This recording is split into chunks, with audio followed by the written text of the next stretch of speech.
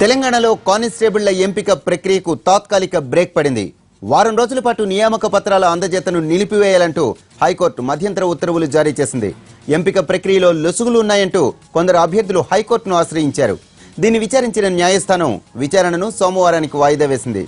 పూర్తి నివేదికను సమర్పించాలని పోలీస్ శాఖను ఆదేశించింది. 10,000 కానిస్టేబుల్ పోస్టులకు గాను ఈ మధ్య ఫలితాలు విడుదలయ్యాయి. ఆ తర్వాత రభస జరగడంతో పోలీస్ రిక్రూట్మెంట్ బోర్డు వివరణ ఇచ్చుకుంది.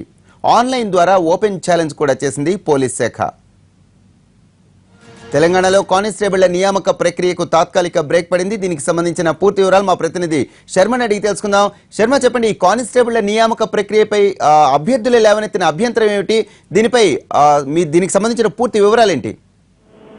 తెలంగాణలో 10,000 మంది కానిస్టేబుళ్ల భర్తీకి సంబంధించి ఈ మధ్య ఫలితాలు విడుదలయ్యాయి. ఫలితాలు విడుదలైన తర్వాతే దీనిపైన రభస జరిగింది. ఆ తర్వాత పోలీస్ రిక్రూట్మెంట్ బోర్డు కూడా వివరణ ఇచ్చుకుంది. ఓపెన్ ఛాలెంజ్ కు తాము సిద్ధము, ఎక్కడా కూడా ఈ ఫలితాల విల్లల్లో కావచ్చు, నియామక ప్రక్రియలో కావచ్చు ఎలాంటి లొసుకులు జరగలేదు, అంతా సాఫ్ట్వేర్ సిస్టమ్ ఆధారంగానే తాము ఈ ఫలితాలను వెల్లడించామని పోలీస్ రిక్రూట్మెంట్ చెప్పింది. ఆ తర్వాత కొంతమంది అభ్యర్థులు మాత్రం హైకోర్టును ఆశ్రయించారు. దీంట్లో అబోవ్ ఎస్టీకి సంబంధించి కొంతమంది వ్యక్తులు ఎవరైతే ఉన్నారో వాళ్ళకి 127 మార్కులు వచ్చి, అలాగే ఎన్సీసీ సర్టిఫికెట్ ఉన్నప్పటికీ కూడా వాళ్లకు ఆ కానిస్టేబుల్ ఎంపిక ఫలితాల్లో అతని పేరు రాకపోవడంతో, రిజల్ట్స్ లో అతని పేరు రాకపోవడం, అలాగే అతనికన్నా తక్కువ మార్కులు వచ్చి ఎన్సీసీ సర్టిఫికెట్ లేని వాళ్లకు ఇందులో నియామక ఫలితాల విడుదలలో అతని పేరు రావటం పట్ల తీవ్రమైనటువంటి అభ్యంతరం వ్యక్తమైనటువంటి పరిస్థితి. అలాగే మరికొందరి అభ్యర్థుల విషయంలో కూడా ఇలా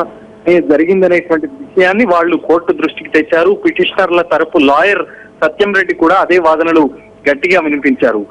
లొసుకులు, నియామకాలకు సంబంధించి పెద్ద ఎత్తున లొసుకులు జరిగాయి. మరి సాఫ్ట్వేర్ ఆధారంగా ఫలితాలు వాళ్ళు విడుదల చేశామంటున్నారు. మరి సాఫ్ట్వేర్ సిస్టమ్ లోనే ఏదైనా లోపం జరిగిందా, లేదంటే మరేదైనా కారణాలు ఉన్నాయా అనేటువంటి విషయానికి సంబంధించి సత్యం రెడ్డి వాదనలు వినిపించిన సందర్భంలో కోర్టు గ్రహించింది. దీనికి సంబంధించి నియామక ప్రక్రియకు సంబంధించి ఏదైతే నియామక పత్రాలు అందజేస్తారో అది వారం రోజుల పాటు తాత్కాలికంగా నిలిపివేయాలంటూ మధ్యంతర ఉత్తర్వులు జారీ చేసింది. అప్పటి వరకు ఎలాంటి నియామక ప్రక్రియ చేపట్టకూడదు, పత్రాలు కూడా వాళ్లకు అందజేయకూడదు అని స్పష్టం చేసింది. మళ్ళీ దీనికి సంబంధించి పోలీస్ రిక్రూట్మెంట్ బోర్డు కూడా కొన్ని అంశాలను ప్రస్తావించినప్పటికీ పూర్తి నివేదికను తమకు సమర్పించాలంటూ విచారణను వచ్చే సోమవారానికి వాయిదా వేసింది. ఆ రోజు పోలీస్ రిక్రూట్మెంట్ బోర్డు ఒక నివేదికను సమర్పించేటువంటి అవకాశం ఉంది. మరి ఆ నివేదికలో ఏ అంశాలు ఉంటాయి, మరి కోర్టు దాన్ని నమ్ముతుందా, మరి ఏ రకమైనటువంటి ఉత్తర్వులు ఇస్తుంది అనేటువంటిది మనం చూడాల్సి ఉంది.